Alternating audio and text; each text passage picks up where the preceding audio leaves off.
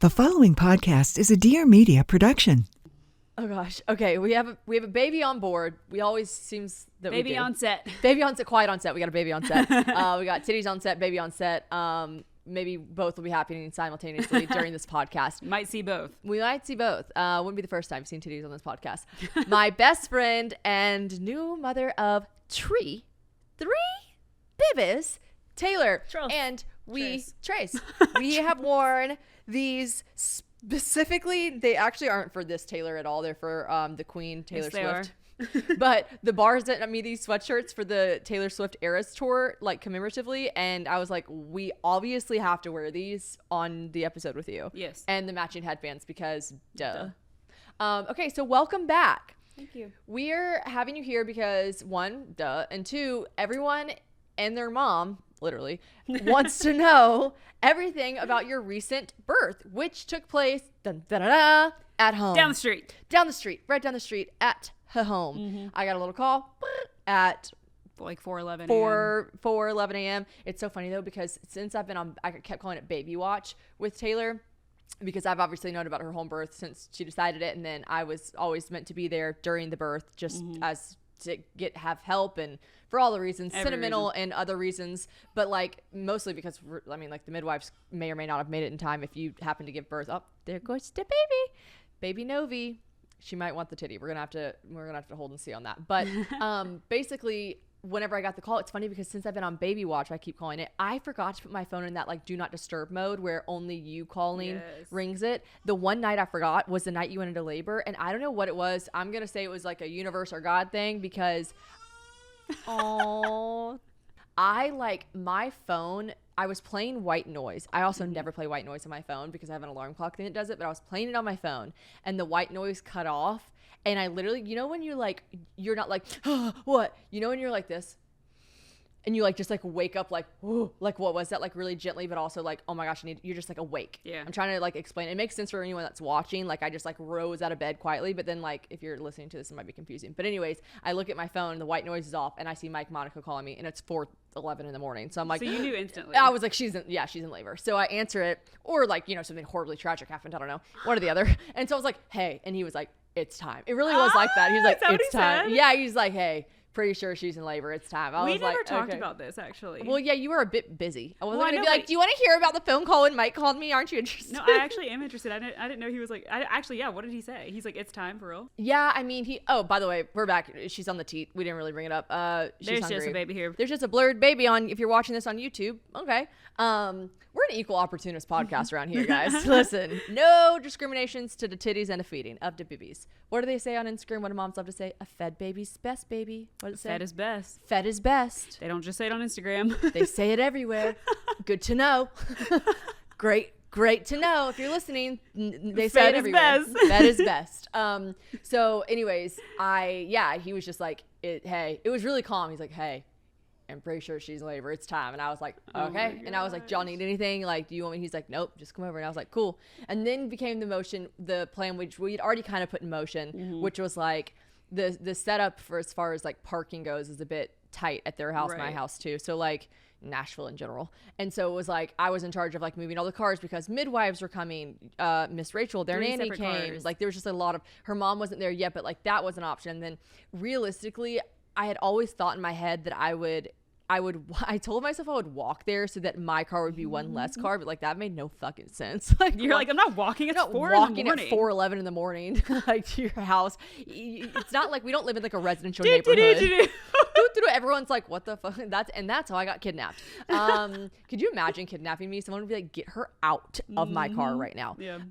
But yeah, I went over there, was moving cars. You were just at that point, like still on the bed, still just kind of like definitely having contractions, but yeah, I mean, it was just, oh yeah, you were the first one there. Yeah. Wow, this is all coming back to me. It's all coming back. It's coming back to me now. Yeah, so I was there. It was fantastic. I wanted to be really quiet, me? But like seriously, I wanted to like not disrupt anything because, and Taylor can get further into this as far as like the home birth decision went, but like as far as I am concerned, this bitch mentally has changed everything about herself.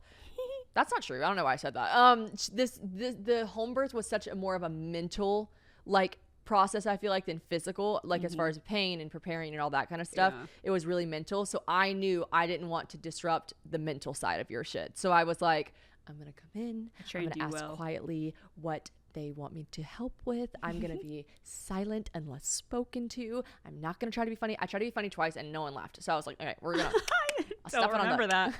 Yeah, because it wasn't funny. But yeah, I just remember like trying to be really calm and quiet. And I was helping fill up the tub and it was so precise, the temperature. It's so funny how actually, of course, holistic and natural the whole home birth process is, but it's crazy how like medical it is too. Yeah. Like I was like, oh, so obviously this, you know, it just feels warm, right? They're like, get the thermometer and make sure it's 98.6 or whatever it actually was. I don't remember. I know. And I was like, okay. And I remember one time I put the thing in there and I go, it's good. I was like, the temperature is, I think I said like 98.4 and they were like, no. And I go, well, you said 90. They're like 98.6 and I'm flubbing the numbers, but like they were so serious about like the exact temperature it had to be. And I was like, oh, okay, well, this is like a real thing. All right.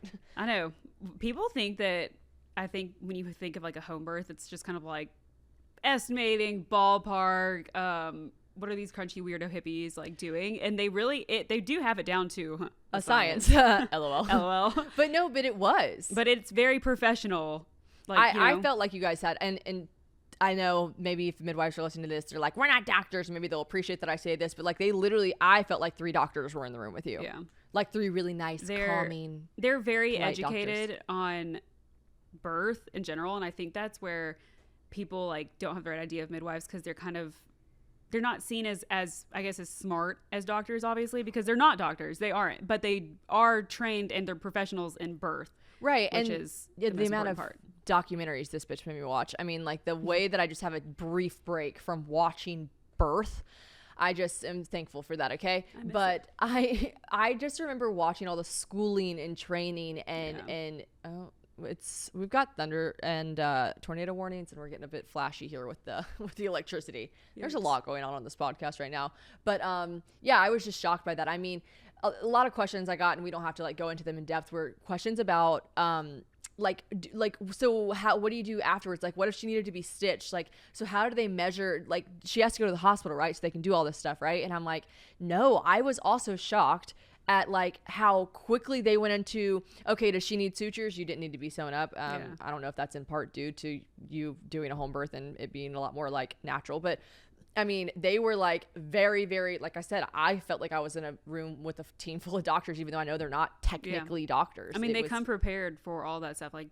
if you hemorrhage, they have Pitocin, they carry oxygen for baby. Right. They carry stuff for mom if she needs issues, or if she has issues, not needs issues. They carry, what else? I'm like thinking, like they can stitch you up right there if you have a tear. I watched them. They do everything. When you were on the thing, they were like, we're checking her now to make sure she doesn't have a tear that we need to stitch up. And I was like, oh, y'all stitch her up. And they were like, yeah. Yeah, they carry everything. Like they are professionals. Right. No, it felt extremely, and I know that's in due part too to you hiring who you hired. You went with Wild Fig, which is a great company. I'm sure very sought after, but I was just very impressed. I was impressed with the whole process. So basically, I guess the main question, and you can just summarize this because I know this is, you'll go more in depth on your own time, but what made you choose to do a home birth after having two hospital births with epidurals both times? The biggest question yet. The big bang. Ultimately, I think the answer to why I decided to do a home birth is a lot of different layers. So it's not just like a one simple answer, but I wouldn't say that I had any issues with my hospital births. Like I don't regret them or anything. I just said that on my story yesterday. Yeah. I just wanted to try something new, and I got really hooked on the idea of something called physiological birth, which is what I made you watch a lot of. Yeah. I got really fixated on the concept of physiological birth as opposed to just doing it the traditional American way of being medicated in a hospital on your back, doing the whole thing that I've done twice. Right. I just wanted to try something new. And I had friends who have done it recently who'd say nothing. I mean, they rave about it. So like nothing but good things. Physiological just mean like natural? It's a process that your body does naturally. So like digesting your food. It's physiological. You don't think about digesting your food. Your body just does it. Right. Breathing. Like so I got a hemorrhoid. Sometimes I'd be thinking about that shit. Sometimes it's really at the front of my mind. Yeah. Well, that's what they say. Birth is a physiological process that your body knows how to do. Right. Obviously, it's painful and the contractions don't feel good, but that's why you mentally prepare yourself to do things like breathing exercises, which for me were huge. Some Right. people rely straight up on like hypnobirthing. I never Right. really dove into hypnobirthing as much. I did play the soundtrack. You remember Oh that? yeah. What was it called? It's called Christian hypnobirthing, It which I was- say it doesn't. You don't have to be a Christian to want to listen to it. It doesn't. Man, it if was you're not so religious, calming. it's fine. It's more of just like the tone of her voice, the way she says it. It's very motivating because she's saying motivational things. I'll tell you what she's saying, and I'm not a mother, and I am speaking as someone who was very afraid of birth for a very long time. I was that weirdo that would like ask my mom, like I'd be like, I'm scared to give birth, and she's like, that's all right, babe, you're 7. You're you know, 7. It's gonna be okay. But I was also the girl that would be like, what happens after we die? And my mom was just like, oh my gosh, she's like, I could not get you to sleep. You would just like, I'd be like, it's time to read a princess story, and you're like, what happens after we die? You're like, God. what? So I was always like very afraid of that, and then moving into my like adult life, even more so scared of birth. And what I think is the most calming about the hypnobirth, and maybe you agree or disagree, is her saying over and over and over how like millions of women all over the world are doing this right now With you. They say it, yeah, Yes. with you at the same exact moment that you're doing this. It's Someone like little else, things like that. it's crazy to think about because it's true. Someone else in South Africa right then at that exact moment was pushing a baby out at the exact Yes. same moment at you. There's no questions asked. The odds are absolutely yes, that was happening at the same time. Yep. Millions of women around the world are giving birth at the same time as you. She goes into this like, and of course she's like the opposite of my voice. She's like calm, relaxing. She's got a bit of an accent. Yeah, and she's like talking about how like you were designed to do this, and women for the history of the world have done this. It's how we quite literally have a population. She doesn't go into detail like that, but she just says like, this is what we were designed to do. That right It there. made me feel proud to be a woman. When somebody asked me what is like the number one thing that helped you get through labor, it's like, it's that sentence right there. And I don't know how to explain it. When I would go to my midwife's office, they have it framed in the bathroom, and I would always read it and be like, love that. And then I got this stack of, what do you call them? Not motivational cards, but what is it called?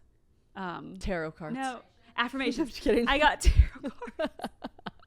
She's like, a Ouija board. Oh, Ouija. Oh my God. No, I got this this stack of cards that were words of affirmation for birth. And I've seen a lot of home births, like, you know, where people set up the whole fairy lights and Right. they put their cards out, which I'm like, good for you. That's great. In the moment, that was not something, I'm like not doing an art project to set up, which I'm like, if that works for you, great. That would not have helped me. Right. The only thing I needed was my one affirmation card, which I had on my nightstand. I don't even know if you noticed it. No, I didn't. But it's so simple. All it says is, your body was made to do this. And I was like, that's the only reminder I just kept needing over and over again. I'm like, yeah, why are you scared? I'm like, these contractions hurt. They're not going to kill you. Right. And like, by the way, like honestly, aside from like now we know it's 2023, women were made to do a million beautiful, wonderful, powerful things. But like if you really break it down to the basics, we were literally just put here to give birth, Right.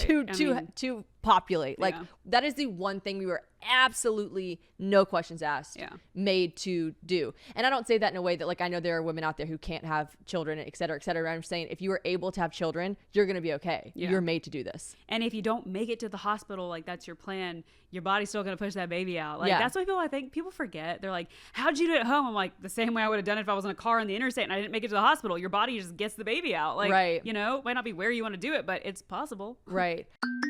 All right. If you girly pops have been following me for a while, then you already know that I've been using Care vitamins for legit years. I think actually around 5 years.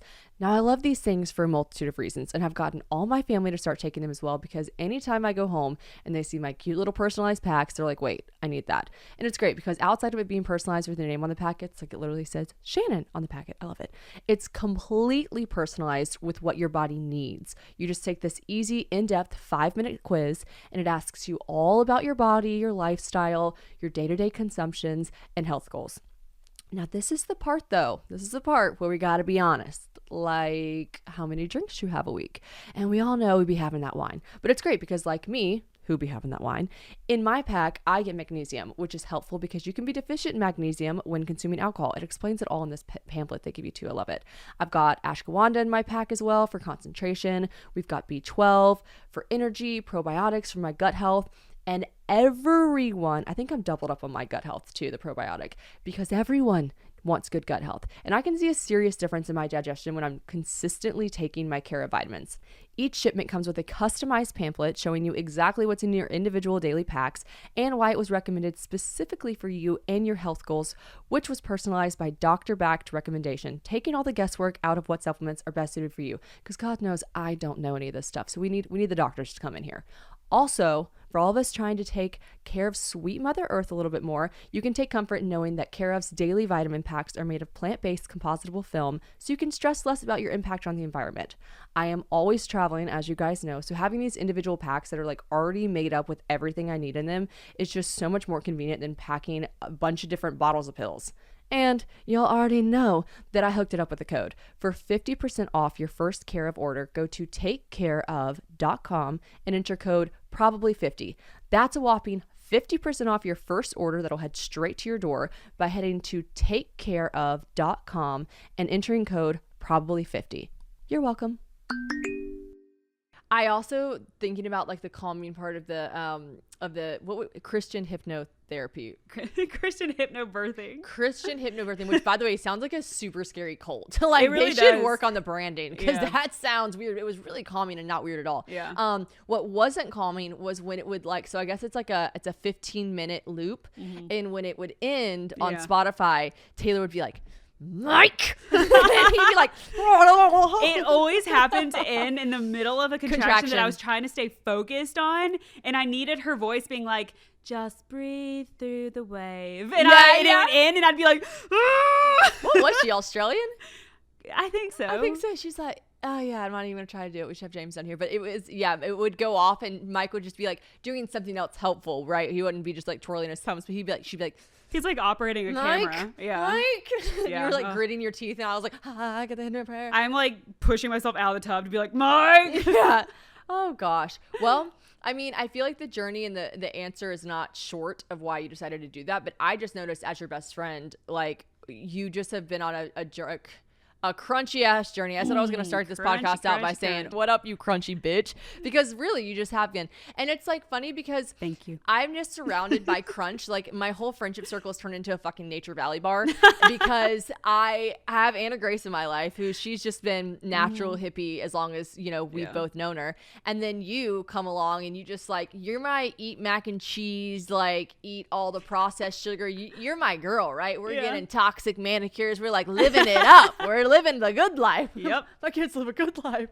But then, you just like kind of turn this leaf, which like I'm here for. I'm here for anything anyone wants to do because you've never pressured me to do anything. You always say stuff like, that toothpaste isn't good for you. And I'll be like, suck my dick. But you just kind of, I just started listening and being interested in the stuff you were saying. And we'll fast forward to when you told me you were thinking about doing a home birth. And you were probably 2 months pregnant. I don't even remember. I don't remember either, but let's dive into that moment real quick. Because we haven't talked about this since I gave birth. Right. So you were like, I came over to your house. Everything is a thing. Everything's the drama, the build up, the suspense. We love it. We have nothing else going on in our lives. So I'm like, I give her a look. She'll walk in. I'm like, so Shannon. Yeah, that's just so. And true. she's like, what? I'm like, bitch, what? I feel like there's like a pause. If you have a best friend, you absolutely do this with your best friend. Like she's like, so she, and I'm like, tell me what are you gonna name the baby after me? Just be honest. And she's like, so, and I'll tell you what I did not see coming. This. And I didn't believe you for sure. Like when you first said like, I'm pretty sure I'm going to have a home birth. I was like, okay. And then you like started telling me why and like what you think about it and like that you really kind of want to look into it more. And at this point, can we backtrack really fast? Yeah. Typically you would have known the process of my thought process behind it and like leading up to it, making the decision. You were gone. You were in London. Yeah. For so long. Fuck you, James. Yeah. James, honestly, you were gone for so long. And I honestly kind of had to make the decision semi-fast because I was choosing my care right away. And I was so sick with my HG. Had to get in to see a doctor or a midwife, whatever route I was going to take. So I had to kind of like make these decisions quick. And we weren't, back in your like super honeymoon early phase of dating, James, you were not answering your phone when you went to London. So like we weren't talking unless you were here. Like you'd go for like what, a week or two at a time? I forgot that this was almost a year ago. Was it? Oh my God. Because you're pregnant for 10 months. Yeah. So I actually just remembered that you're right. I was like, it was when I was like with his family and I couldn't be like, sorry, my friend's calling. I'm like, okay, I'm with his family. I'm putting my phone away, or we're at dinner. I'm not like eating it. It was like, yeah, you're right. It was like the honeymoon. Would go and we said it too. We were like, we go like 6 days without talking. It's so weird. Yeah. And the time difference, we hadn't quite, we have a better handle on that. Yeah. But at the time it was like really difficult. Yeah. So you get home, you come up, you land. And like, I think like an hour later you came over that night. Remember? Yes. You came over. It was I always nighttime. come over the night. She literally comes straight from the airport, and you walked in, and like, I knew I was like gonna tell you, and I was like, what is she gonna say? I remember being like, what is your reaction gonna be? Because I will say this, which is another thing I'll get into way later, but we all know now, I kept this as like a very big secret. Yeah. Obviously, I was gonna tell you, and Mike and I were telling our parents. Obviously. Yeah. We were gonna tell our parents. You were gonna know.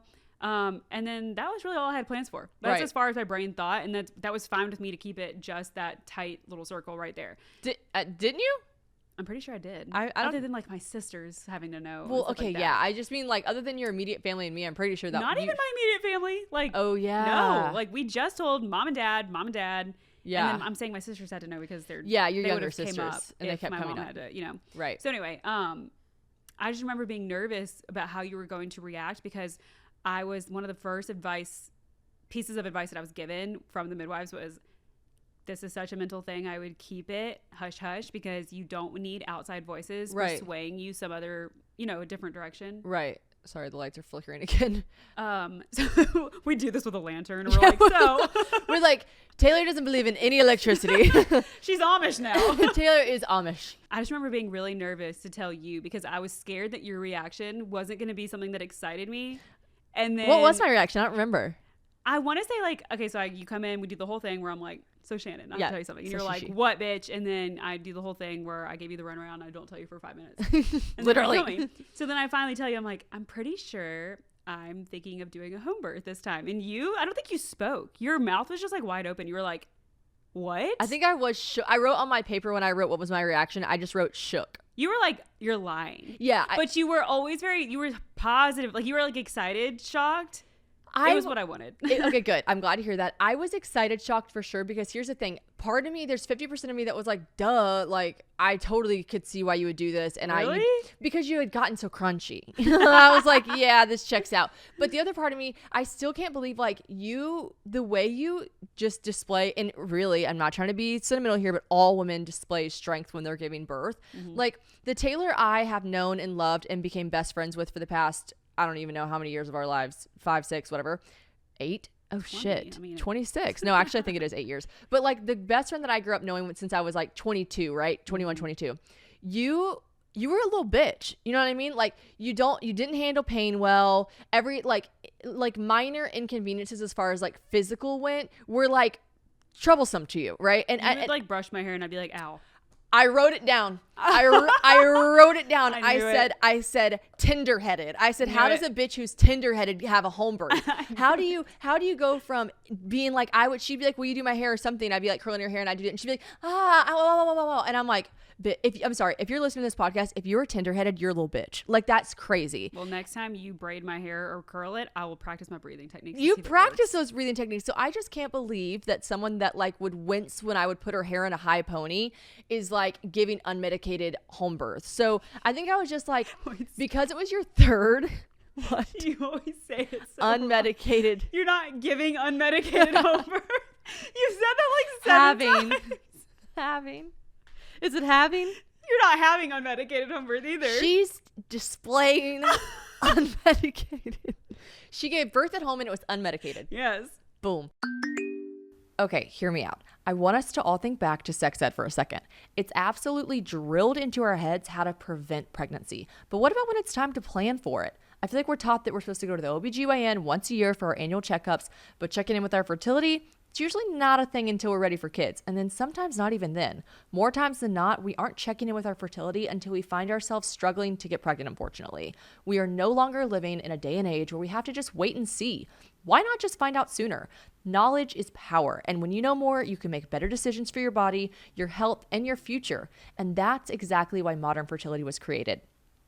It's an easy and affordable way to test your fertility hormones at home with a simple finger prick. I actually did this a few years ago with Modern Fertility when I was 25, and the prick is honestly not bad at all. I've just done it again now that I'm 29 because I'm just curious about my body as I'm aging, and they make it so easy too. You just mail in the sample you take with a prepaid label, and then you'll get your personalized results within 6 business days. It's super easy and quick. What you get back is really cool too because they give you insight into your hormone levels, like your ovarian reserve, aka if you have more or fewer eggs than average for your age, and other important factors that can really impact your fertility. The results go really deep into what every hormone means. So if you're like me and didn't really understand the verbiage, don't worry, they break it all down really nicely for you. Also, you can download the results and share them with your doctor, which is nice. Traditional hormone testing at a fertility clinic can cost over $600, but Modern Fertility tests the same general set of hormones for only $179. Oh, and you can get reimbursed for the test through your FSA/HSA. Right now, Modern Fertility is offering my listeners $20 off the test when you go to modernfertility.com/probably. That means your test is only going to cost $159, which is a fraction of what it would cost at a fertility clinic. Get $20 off your fertility test when you go to modernfertility.com/probably. That's modernfertility.com/probably. Okay, so like I think it was a little bit easier for me to comprehend because it was your third. But again, for both of her hospital births, it wasn't like she did hospital and epidural the first time. Second time she went hospital, no epidural. Third time she's like, let's bring it on home. Third base. No. It was like a big jump. Yeah. But I did just know I trust you. You are one, she's a witch. We always say this. I'm like, Anna Grace is a witch as well. I surround myself with witches. But like you be knowing things. Like you know things before I know them. You say things to me that I'm like, that can't possibly be true. And then like, I'm like, oh my God, I can't believe you were right. So you know yourself better than anyone else. And when you were like so sure of it, I was like, I'll give it a week or two and see. And then like Taylor does, the bitch latches. She latches onto things. And I remember one time someone was talking about like your ring or something, your diamond ring. And she spent like the next like 3 months, like looking into like the clarities and everything about diamonds. And she would call me and be like, guess what else I found about diamonds? I'm like, I don't give a fuck. Oh, yeah, because like, I didn't understand the C's. Like she wanted to understand. When she wants to understand something, you go balls to the wall. And it's really respectful, but like honestly, just not for me personally to research like that. And you love it. So like then came 8 months of you obviously being very serious about it. And then, you know, you met with a doctor and a midwife. And it was great. That's like kind of my experience with kind of you telling me. Yeah. I mean, and then obviously you didn't have a name for a while. This is Novi Josephine Monaco, which I really like the name Josephine, and I was kind of secretly and selfishly hoping that they didn't use it because I was going to put it on my baby name list because I still can. They'd be like, oh, fucking course, these two named their kids the same thing. But I just look at our shirts. Look at our headbands. I just think it's a really, really, really beautiful name, and the name came from us watching. You know, I was there when you found it out, right? Wasn't I? When we were watching Impractical Magic. Did you just call it Impractical Magic? What is it called? Unmedicated home birth and practical magic. I'm giving unmedicated home birth and I'm watching Impractical. It's called Practical Magic. It's opposite of Impractical. Was I sitting with you when you found it, or did you tell me when we were sitting there you saw it recently? You and I just watched that a whole bunch. Yeah. I watched it 20 times throughout October. I want to say I do remember being by myself because why else would I have been paying attention to credits? I was so bored. Yeah. Okay. And then I think whenever we were done watching it, you were like, look what's about to pop up. I really like the name Novi. Yeah. But you were like, take off the D. I saw it on the TV. You're like, take off the D. Yeah, you had already seen it. I explained it to you. Right. Next time we watched it. Right. Yeah. Oh my gosh. Okay. So then, yeah, they didn't actually decide on that name though. They were deciding between that and like 3 other names. And Novi was 4 days old. And Mike was literally like, babe, we gotta name this kid. Like, he's like, so what's it gonna be, Josephine? And I was like, I don't know, I really still love Novi. It's just so cute and it matches everything with like Walker, Lola, and Novi. Like it's so fucking cute. And we played around, like, to be honest, we were like, okay, these are our top 2 names, Josephine and Novi. Which one just sounds better being first? Right. Which Novi Josephine sounded better to me than Josephine Novi. Josephine Novi's almost like a tongue tie. Yeah. Yeah. So it flowed better being Novi first, and I was like, I win. What about Walker? So her firstborn Walker, who's 4. What about her being in the room while you gave birth? Because I personally was like, you're not going to want this. This is my job, moving cars, getting Walker under control. I was like, moving cars. Yeah, they like brought him. It's important stuff. They brought Walker in because I remember I said, do you want me to bring Walker in? She just woke up because at that point it was like 7:30, and Walker came in and said, hey to you. And then I thought for sure immediately, I even said, I was like, do you want me to take her out? And you're like, she can stay. And I was shocked by that because I thought you for sure would be like, I don't want her in here, 1, to see me in pain, 2, because she's 4, she understands stuff, and then 2, I thought she would be causing a ruckus, which she was so stoic and calm, which that's just like not Walker really. Like she's like a 4-year-old little kid, like she's you know, all over the place. Crazy. And she was, what were your reasoning behind that kind of? So you think you had it bad with me watching home birth videos? Yeah.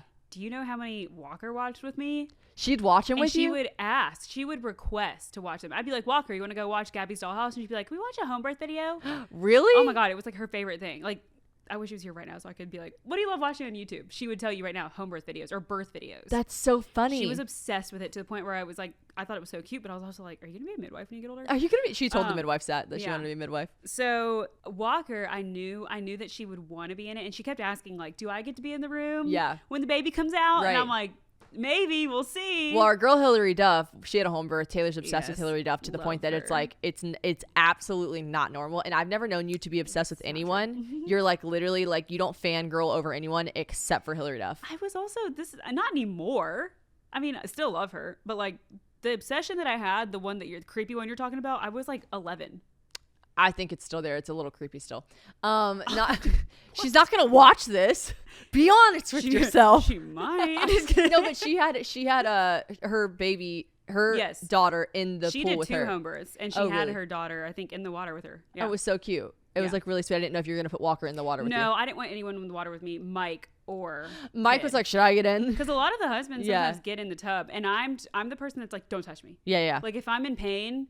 That's one thing. If I'm in pain that I'm trying to mentally tell myself I'm not in pain, I'm also don't fucking touch me. Yeah, you don't need someone like it's okay. Yeah. I know. And I've watched and it looks so beautiful, these videos where the men are just like rubbing their arms or whatever, and I'm just like, I would be like, don't touch me. She is like that. I think one time he came over to you and brushed your head over and kissed you and you were like yeah.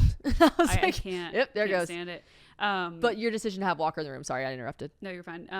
I was only gonna tell her to leave if she was acting her normal self, her normal crazy 4-year-old self that she's normally at like in 2 o'clock in the afternoon. But because it was early in the morning, because we did wake her up when it was time to like push, right? I think I remember that right. She just woke up and we just kind of like brought her. I was like, she's awake. Can we bring her in? It was just like time to get up at that point. Honestly, I don't even know. Yeah. I just remember her being in the room all of a sudden, and she was very calm. And because she was so calm and so like collected, I was like, she can stay. She's not bothering me. Now, if she had started bothering me, if every 5 seconds she was like, mommy, I would be like, get her out. That is exactly like what I walked over to you and I was like, I'll take Walker out whenever you want me to. And you were like, she's okay. She's fine. She can stay. I'm like, okay. And I knew how much she wanted to watch it because she always asked. She was so interested. It was like so cute, except for it's funny. What was it like days later where she was like, no, this was like a couple days ago. She go, yeah, Walker came up to me today. Goes, Mom, I still can't believe Novi came out of your butt. You were like, yeah. So she's watching home births and she's not like, wow. But I watched whenever I was like 11, my dog had puppies and no one was there except for me and my mom. And we were like helping one of them was stuck in my mom and I were helping our dog Sadie give birth. Oh my gosh. I know, it was pretty intense. And you're a midwife. Dude, I'm a midwife. I was catching these puppies. And actually though, but my mom, a vet lives up the street from us and she hadn't gotten there yet. And I remember being like, calling my dad when my dad came home that night, I was like, I can't believe Sadie pooped out all her puppies. I thought the same thing. Yeah. They're like, as a kid, you think like things that come out of your body, you're like, poop, babies. You don't think of like the separation. Yeah, and you're like, what am I going to tell her? No, it was a vagina. Like, yeah. I don't feel like explaining all that right now. So I'm like, yeah, mommy pooped him out. Mommy just pooped her out. Honestly, yeah. And it did. I mean, my position that I was in on like all fours, I'm like, she can't tell. The craziest thing for me personally was tell us what the craziest thing for you personally was. For me personally, the craziest thing was realizing that in hospitals, and I get it, it's a I don't want to say it's a lawsuit thing, but I guess it is essentially. That's kind of what it breaks down to, that like women have to give birth laying down because it's too dangerous for women to be on all fours standing up, because obviously if something bad were to happen, the hospital could be liable, right? What's the word for that? It's a liability issue. Liability? I guess like it's in that, and that makes sense. I'm not like, that's messed up. That's not naturally how women should give birth. I'm like, okay, if you're running a hospital with thousands and millions of women giving birth all the time who can't feel their legs, so they have epidurals, then that makes sense that they wouldn't be able to do that.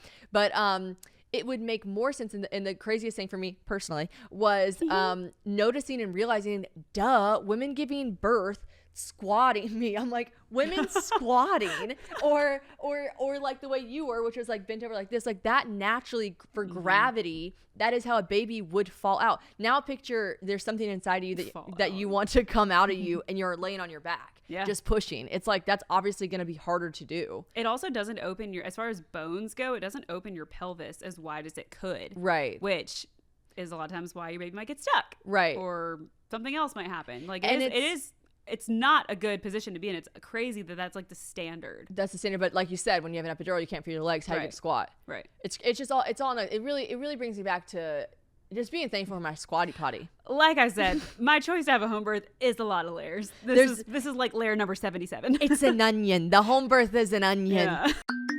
Y'all, I am so excited to talk about this company because I have been using them forever. And they just came out with a new product that is so good. So good. I used to get so excited when my mom would let me get a new Tree Hut like scrub or product at the store when I was younger. So this is just coming full circle, baby. Like, I love talking about Tree Hut because I've just, like I said, been using them forever.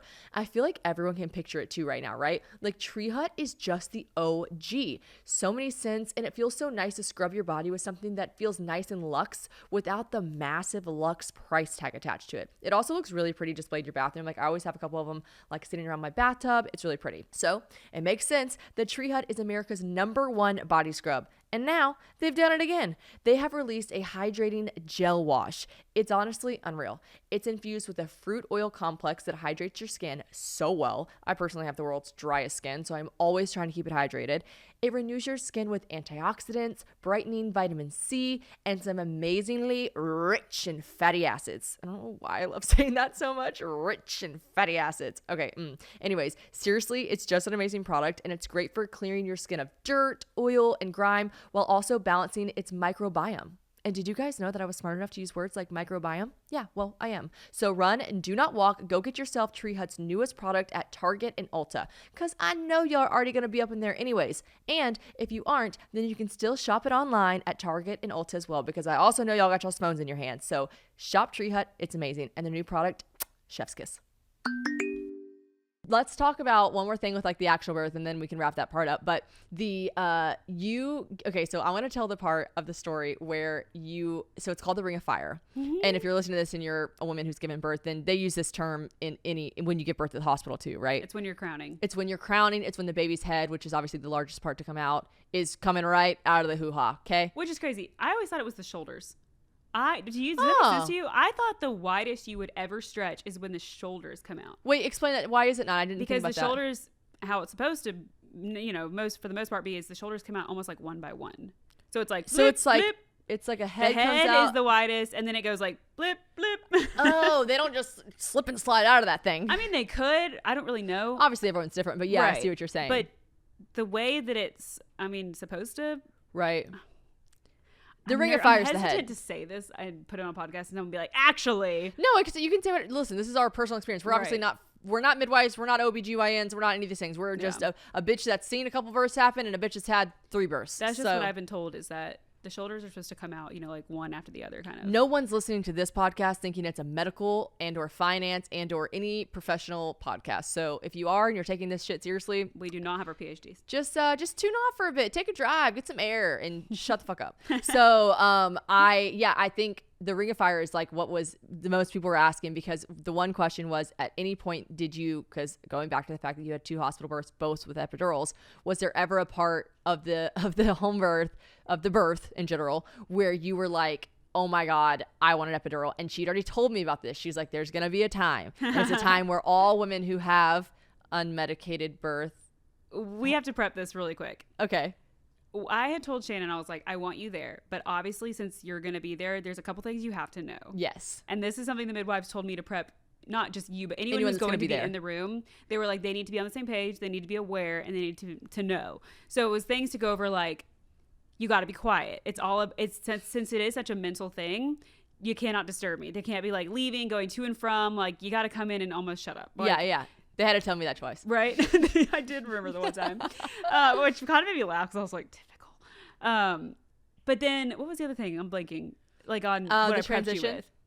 So I told you there'd be probably a moment where I'm like, none of my breathing techniques at this point were going to work whenever transition was happening, or the Ring of Fire. Transition is basically the point where you go from having your contractions that are getting obviously more intense, to all of a sudden the transition is when the baby is here, it's coming there. Yeah. The baby's coming out now, and you're transitioning into those last couple contractions that are way bigger, way more intense, because the baby is exiting your body. That's the transition, right? Like she's about to come out. You're no longer just having contractions of pushing her towards your vaginal opening, but you're now like, it's about to come out, and that's time. The transition. There's no turning back. And that's the point, she said, where midwives say everyone begs to, like, I can't do this, take me to the hospital. Well, of course not everyone. I'm sure there's some women who are insanely strong and are just like, doo-doo-doo.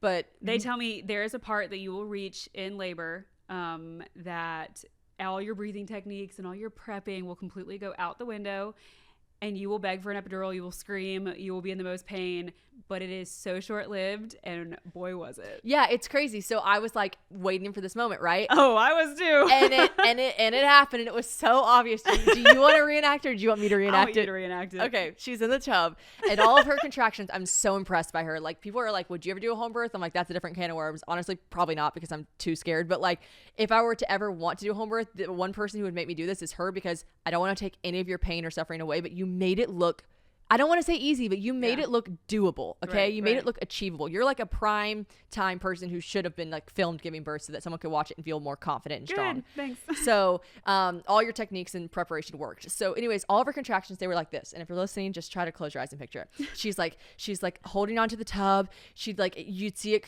she'd about to be time to happen. And she's like, it was like, she would like this like low moan, but not even really. She was just like, and I'm picturing, because Hollywood makes birth seem so crazy, I'm picturing you being like, and you're just like this.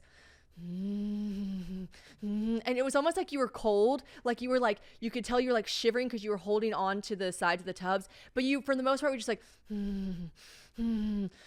like that, right? The transition happens. You're like, so one of the midwives' name's Chelsea, and she's like, when she was having her contractions, she needed someone to put pressure on her lower back. She thought it was Chelsea doing it the whole time, but actually it was me, because Chelsea was holding a mirror. But anytime she would have a contraction, she'd go Chelsea, and then Chelsea would look at me, and I'd put my fist in the lower back. Which you guys kept from me. Well, we didn't want to. Good call. Anything else up? Good call. Think there's more people in the moment, tub. I would have been like, Shannon's doing it? No. Does she know what she's doing? No. No. But Chelsea like showed me how to do it, and it was like applying pressure. So anytime she would have a contraction, she'd go, Chelsea, and Chelsea'd come over, and I would do the fist thing, because Chelsea was busy using a mirror to look at all the other important midwife stuff. And so this particular time, she goes to have a contraction. She's like, Chelsea, help me, Chelsea, help me. And I was like, everyone in the room knew that it was the transition, and everyone knew, because they had a mirror under. They literally have a mirror in the pool underneath, sliding underneath, to see, like, you know, and they saw the baby's head, and they're like, you got this. I think one person said you got this, but it was, I don't want to laugh and say it was funny, but you really were like, help me, help me. Yeah. And we were all just staring there like, yeah, like it's all you. You did so you did this. Remember that time you decided you want to do this? So we can't really help you, girl. And like, that was it. And I want to say, I remember thinking, ooh, that was so sad. I don't know if I could watch it. They were like, and here she comes. They're like, grab your baby. Grab your baby. And I was like, whoa. So I think your transition, they're so right. I would give it 10, 11 seconds. Yeah. 10 or 11 seconds. And again, everyone's different, but you're crowning that transition period. It was, as I was like, ooh, that might be hard to watch again. I might need to take Walker out, because she might need to watch her mom's yell, but the baby's here. I was like, oh, okay. Okay. So short-lived. So definitely burned, but yeah, it was so fast. I think a lot of me saying help me also, which I don't even think I've told you this yet, but a lot of me freaking out and having that panic moment of saying help me, it wasn't even because the pain got so intense. It did hurt and it did burn. I was more scared of like, okay, I know what's going on. I know her head is about to come out. And that's where I'm like, okay, if you're going to tear, this is when you're going to do it. You're going to feel yourself tear. You're not medicated. I think all these thoughts started going through my brain. Yeah. I got scared. And the technique when you are crowning, it's the difference in not tearing versus having epidural, not being able to feel the pushes. Remember the difference that I talked about this? Yeah, which is really interesting. Midwives always told me, like, what you want to do, you know, you won't be medicated, so you'll feel it better, which is a good thing. It's to your benefit. You'll feel crowning more. You'll feel the pushes. You'll feel the contractions. You'll feel how hard you're working. And so you want to blow a feather. So pretend like you're keeping a feather afloat. You're supposed to go like that's the remember, did I do that? Yeah, you did do that. And also explain to them too what the reason is, and which made sense to me, because when you're crowning is when most people tear, is when they push too hard when the baby's head is coming out, versus you being able to feel it. They push too hard because they can't feel it because they have an epidural. Right. Obviously, think about your perineum, your vagina opening. It's like getting the widest it's gonna get when the baby's head, the biggest part, is coming out. Your crowning. That's your crowning.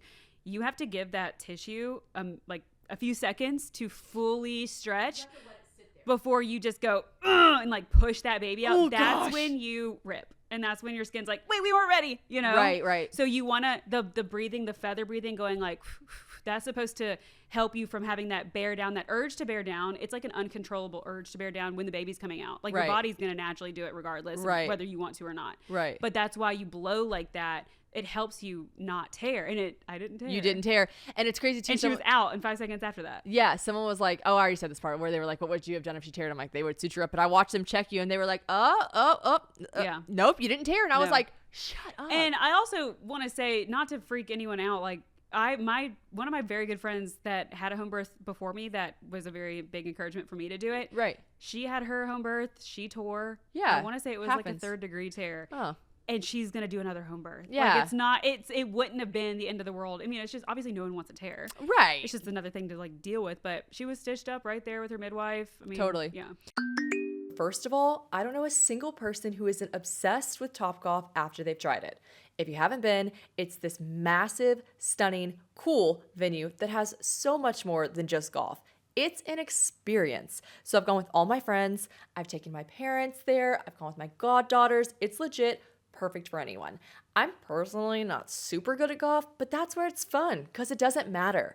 I've gone with my friends before that are legit so good at golf, and sometimes I've even beaten them at games we play. They've got these huge light up targets that you try to hit into a massive fairway, and there's a ton of different games that are associated with them. Another thing I did was I had my friends who were really good at golf help me with my swing and teach me more about golf, and I didn't feel all stuffy and pressured or whatever because I was in such a relaxed atmosphere.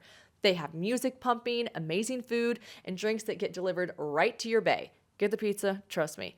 And personally, my favorite part is that even though it's technically outside, it's covered, and so in the winter, they got heaters that make it cozy, and in the summer, they've got fans to keep you cool. And shout out to my lefties, because another reason that I never really play golf, or I guess I'm kind of intimidated, is because I don't actually have my own set of clubs, and it's rare that someone else is left-handed, and Topgolf hooks it up with the lefty clubs. Actually, everyone gets to choose whichever club they want when they're in there. I just genuinely have such a good time every time I'm there. Also, if there's someone in your life that wants to have fun but also can't miss a game on TV, we all know the type, then don't worry, they have giant TVs everywhere. I'm telling you, the next time that you don't know what to do with your friends, with your parents, or even with your kids, take them to Topgolf. It will not disappoint. Also, it's fun to try something new. I never thought that I'd be interested in golf, but Topgolf makes you forget that it's a serious sport and you just have fun with it. It's golf. It's not golf. It's Topgolf. Download the app, book a bay, and come play around. So someone, the process after you had the baby and it was beautiful, someone wrote in and was like, okay, real talk, be completely honest for real. How gross was it with all the juices and the blood and all the like placenta and all the things that come out? Birth juices. Yeah, all the birth juices. So I have to say, and I'm going to say it right now, this is even shocking to me. I always think, I'm so thankful that there are people in life that are meant for certain things. I am so thankful that there is someone out there that is meant to clean our teeth, because it couldn't be fucking me. Mm-hmm. It couldn't be me. I literally, when they clean my teeth and I smell like, gloves, just like plaque or whatever, I'm like, and I'm like, and I know I'm not that dirty, so I know some dirty bitches be coming in here and they have to clean their teeth. I'm so thankful there's someone in this world that thinks like, this is what I want to do for the rest of my life. I'm so thankful that there are people that are doctors and nurses that can see blood and guts. And when I watch, like, y'all think I'm kidding, I'm so dramatic with this. If a show is on, which I love, like murder mysteries, I love like Blacklist, I love all that stuff.